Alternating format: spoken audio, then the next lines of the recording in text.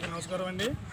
ఈరోజు బండిపల్లి పంచాయతీ తరపు నుండి జనసేన బీజేపీ అభ్యర్థి అటువంటి ర్యాలీ కస్తూరుబాయి గారు మన జనసేన పార్టీ బీజేపీ అభ్యర్థిగా నామినేషన్ వేయడం జరిగింది. ఈ నామినేషన్కి ఇచ్చేసిన జనసేన కార్యకర్తలు, జన సైనికులు, బీజేపీ నాయకులు వీళ్ళందరికీ కూడా నా హృదయపూర్వక నమస్కారాలు తెలియజేసుకున్నాను. అయితే ముఖ్యంగా చెప్పేది ఏంటంటే నియోజకవర్గం మొత్తంలో కూడా అన్ని చోట్ల బీజేపీ జనసేన అభ్యర్థులు బలంగా నామినేషన్ వేయడం జరిగింది.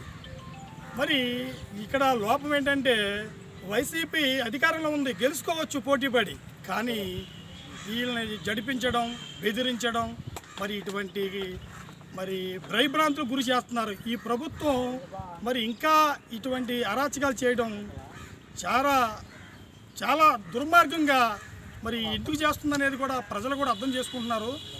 అయితే మేము చెప్పేది ఒకటే, వాలంటీర్లు కూడా అసలు ఈసీ దృష్టికి వెళ్ళే ఉండదు. వాటికి వాలంటీర్లు కూడా ఆ ప్రభుత్వం సపోర్ట్గా వెళ్ళి కొన్ని చోట్ల మరి జనసేన కార్యకర్తల్ని, జన సైనికులు కూడా ఇబ్బంది పెట్టే విధంగా ప్రయత్నాలు చేస్తున్నారు.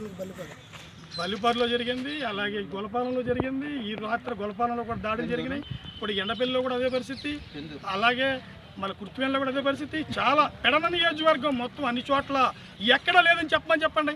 వెంటనే ఈసీ దర్యాప్తు జరిపి మాకు రక్షణగా జన సైనికులకు, కార్యకర్తలకు అండగా ఉండాలని చెప్పి ఈ యొక్క పంచాయతీ ఎలక్షన్ సవ్యంగా జరిగేది చూడాలని చెప్పి నేను జనసేన పార్టీ తరపు నుంచి, బీజేపీ తరపు నుంచి ఒక డిమాండ్గా తెలియజేస్తాను సార్.